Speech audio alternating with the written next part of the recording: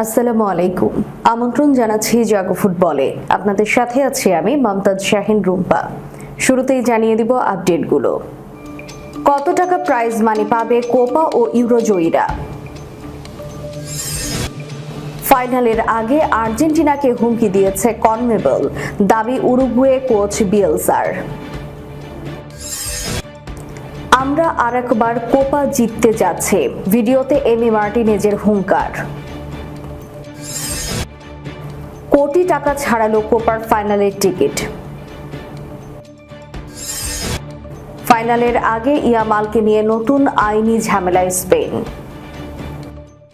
দর্শক শুনছিলেন শিরোনাম, এবারে বিস্তারিত। এবারের কোপা আমেরিকা জিতলে সবশেষ আসরের তুলনায় প্রায় 4 গুণ বেশি অর্থ পাবে চ্যাম্পিয়ন দল। বাংলাদেশি মুদ্রায় যা কিনা 218 কোটি টাকারও বেশি। যদিও রানার্স আপ প্রাইজ মানি থাকছে এর অর্ধেকেরও অনেক কম। অন্যদিকে ইউরো শিরোপা পুনরুদ্ধার করলেই 350 কোটির বেশি টাকা পাবে স্পেন। যদিও ইংল্যান্ড জিতলে প্রাইজ মানি কমে যাবে টুর্নামেন্ট নিয়মের কারণে। প্রায় মাসখানেকের ফুটবলযোগ্য শেষে পর্দা নামার অপেক্ষায় দুই মহাদেশীয় শ্রেষ্ঠত্ব কোপা ও ইউরোর হিসেব নিকেশ চলছে ফাইনাল নিয়ে, যেখানে গৌরব তো আছেই, অর্থের হিসাবটাও মাথায় রাখতে চাইবে 4 ফাইনালিস্ট। কনকাকাফের সঙ্গে যৌথভাবে এবারের কোপার আয়োজন করেছে কনমেবল। মার্কিন মুলুকে কেবল আসরের জৌলুস নয়, বাড়ানো হয়েছে প্রাইজ মানির পরিমাণও। শুধু অংশগ্রহণ করলেই $3 মিলিয়ন। এরপর শীর্ষ 4 দলের মাঝে ভাগ করে দেওয়া হবে আরও $60 মিলিয়ন। সব মিলিয়ে হিসেব টানলে কোপার চ্যাম্পিয়ন দলের কোষাগারে জমা হবে বাংলাদেশি মুদ্রায় 218 কোটি টাকারও বেশি। গতবারের তুলনায় যা কিনা 4 গুণ। ইউরোর প্রাইজ মানি বন্টনের হিসাবটাও কিছুটা ভিন্ন। অংশগ্রহণ ফি থেকে শুরু করে ম্যাচ প্রতি জয়ের হিসেবে আলাদা করে টাকা ঢুকবে দলগুলোর অ্যাকাউন্টে। রাউন্ড অফ 16 থেকে ফাইনাল রাউন্ড প্রতি যত এগোবে কোনো দল, নামের পাশে যোগ হবে তত বেশি অর্থ। তাই তো দুই ফাইনালিস্ট স্পেন ও ইংল্যান্ডের জন্য প্রাইজ মানির পরিমাণ ভিন্ন ভিন্ন। গ্রুপ রাউন্ডে সবগুলো ম্যাচ জেতে ফ্রিল্যান্সের তুলনায় €1 মিলিয়ন বেশি পাবে লা রোহা। বাংলাদেশি মুদ্রায় যা কিনা 360 কোটি টাকার বেশি। অন্যদিকে চ্যাম্পিয়ন হলেও গ্রুপ পর্বে 2 ম্যাচ ড্র করে অর্থ কম পাবে সাউথগেট শিবির। ফাইনালের আগে আর্জেন্টিনাকে হুমকি দিয়েছে কনমেবল। বিতর্ক যেন পিছু ছাড়ছে না কোপা আমেরিকার। কলম্বিয়ার বিপক্ষে ব্রাজিলকে পেনাল্টি না দেওয়ার কারণে শুরু হয়েছিল বিতর্ক। এরপর ব্রাজিলের কাছে ক্ষমাও চাইতে বাধ্য হয় দক্ষিণ আমেরিকার ফুটবল নিয়ন্ত্রক সংস্থা কনমেবল। বিতর্ক আছে একাধিক মাঠের সিদ্ধান্ত নিয়েও। মার্কিন যুক্তরাষ্ট্রের মাটিতে এবারের আসরে ছিল 16 দল। বিশ্বকাপের কথা মাথায় রেখে কনকাকাফ অঞ্চলের 6 দলকে যুক্ত করা হয়েছিল এবারের কোপা আমেরিকায়। কিন্তু এতে প্রতিযোগিতা বাড়ার বদলে কিছু ক্ষেত্রে সমস্যাই তৈরি করেছে কনমেবল। বিশেষ করে যুক্তরাষ্ট্রের আবহাওয়া ও স্টেডিয়াম নিয়ে উঠে এসেছে সমালোচনা।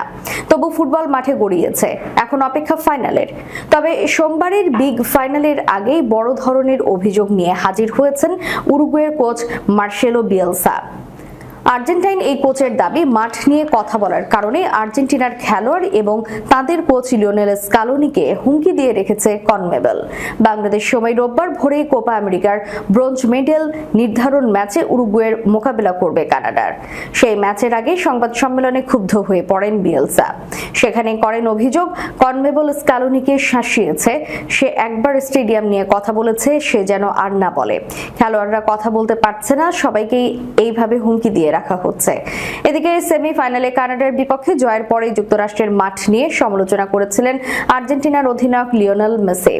দাপুটে জয়ের পর মেসি বলেছিলেন, আমরা এই নিয়ে টানা 4র্থ ফাইনাল খেলব। কথাটা বলা সহজ হলেও পুরো যাত্রা অনেক কঠিন ছিল।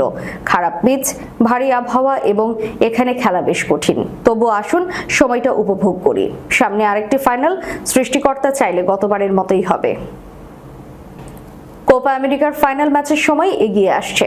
কলম্বিয়ার বিপক্ষে কোপা আমেরিকার ফাইনালের প্রস্তুতি শুরু করতে মায়ামিতে আর্জেন্টিনা জাতীয় দলের প্রথম অনুশীলন সেশন ছিল। মহাদেশীয় চ্যাম্পিয়নশিপ জয়ের স্বপ্ন দেখা জাতীয় দলটি ফ্লোরিডা বিশ্ববিদ্যালয়ের মাঠে অনুশীলন করেছে। লিওনেল স্কালোনি ফাইনালের জন্য সব খেলোয়াড় পাবেন, তবে এই অনুশীলনে সবাই ছিলেন না। দলে কোনো নিষেধাজ্ঞা না থাকলেও অনুশীলনে অনুপস্থিত ছিলেন গঞ্জালো মন্টিয়েল। পেশির চোটের কারণে অনুপস্থিত ছিলেন মার্কোস আকুনাও। কাতার বিশ্বকাপের টাই ব্রেকারেও গোল করাও এই ফুটবলারের চোট কতটা গভীর তা জানা যাবে কাল। অনুশীলন শেষে সামাজিক যোগাযোগ মাধ্যমে একটি ভিডিওতে এমিলিয়ানো মার্টিনেজ ভক্তদের বার্তা দিয়েছেন। আর্জেন্টিনা ফুটবল অ্যাসোসিয়েশনের পেজে দিবু বলেছেন, আমরা আবারও কোপা আমেরিকা চ্যাম্পিয়ন হব। আরও একটি ট্রফি যোগ হচ্ছে, টানা দ্বিতীয়বারের মতো চ্যাম্পিয়ন হতে যাচ্ছে। একটি ফুটবল ম্যাচের টিকিটের দাম কত হতে পারে? $97,900, বাংলাদেশি মুদ্রায় 1,14,14 টাকা। হ্যাঁ, স্টাবহাব নামের একটি টিকিট বিক্রির ওয়েবসাইটে একেবারে সামনের সারির ভিআইপি টিকিটের এমন দাম উঠেছে আজ। কোপা আমেরিকার ফাইনালে মাত্র 2 ঘন্টার একটি খেলা দেখার টিকিটের সর্বোচ্চ দাম আপাতত কোটি টাকা ছাড়িয়ে গেছে। বাংলাদেশ সময় শুক্রবার রাত 8:30টায় যখন এই রিপোর্ট করা হচ্ছে, তখন টিকিট মাস্টার নামক ওয়েবসাইট সর্বনিম্ন দামের টিকিটের দামও $2,541 বা $2,97,000 টাকা। অথচ এর আগে কোপার অন্য ম্যাচগুলোর টিকিট গড়ে পাওয়া গেছে $100। বিশ্ব চ্যাম্পিয়ন আর্জেন্টিনা এবং 23 বছর পর কোপার ফাইনালে ওঠা কলম্বিয়ার ম্যাচ দেখতে আরোধ্য হয়ে উঠেছে টিকিটের দাম। যুক্তরাষ্ট্রের দক্ষিণ ফ্লোরিডার মায়ামিতে মেসির ক্লাব দল ইন্টার মায়ামির মাঠ হার্ড রক স্টেডিয়ামে হবে কোপার ফাইনাল। ফ্লোরিডায় অরিজিনাল আমেরিকানদের মধ্যে ফুটবল নিয়ে তেমন ক্রেজ নেই, কিন্তু এই রাজ্য মূলত স্প্যানিশ অধ্যুষিত। একটি ছোট পরিসংখ্যান দিলে কোপার ফাইনাল নিয়ে স্প্যানিশদের পাগলামির কিছুটা আঁচ পাওয়া যাবে। উয়েফার ওয়েবসাইট অনুযায়ী একই সময়ে তুমুল প্রতিদ্বন্দ্বিতাপূর্ণ ইউরোপিয়ান চ্যাম্পিয়নশিপে স্পেন ও ইংল্যান্ডের ফাইনালে টিকিটের সর্বনিম্ন মূল্য মাত্র €95 আর সর্বোচ্চ মূল্য €2,000। এর তথ্য অনুযায়ী ফ্লোরিডায় বৈধ আর্জেন্টিনার অভিবাসী আছে লাখখানেক, যা অবৈধ মিলে প্রায় 2 লাখ। কলম্বিয়ান বৈধ অভিবাসী রয়েছে প্রায় 6 লাখ, আর অবৈধভাবে আরো প্রায় 4 লাখ। আবার এই কলম্বিয়ানদের প্রায় 4 লাখের বাস মায়ামির আশপাশে। 23 বছর পর কোপার ফাইনালে ওঠা এই ম্যাচ নিয়ে কলম্বিয়ানদের উন্মাদনার তাই তুঙ্গে। যেভাবেই হোক মাঠে বসে দলকে সমর্থন দিতে এই টিকিট চাই। পেশায় কার্পেন্টার ইমানুয়েল যেমন উরুগুয়েকে হারিয়ে কলম্বিয়া ফাইনাল নিশ্চিত করার ঘন্টা খানেকের মধ্যে $1,823 টিকিট কিনে ফেলেন। সপ্তাহে আমার আয় $950। চলতি ইউরোতে সবচেয়ে আলোচিত ফুটবলার স্পেনের তরুণ তুর্কি লামিনে ইয়ামাল।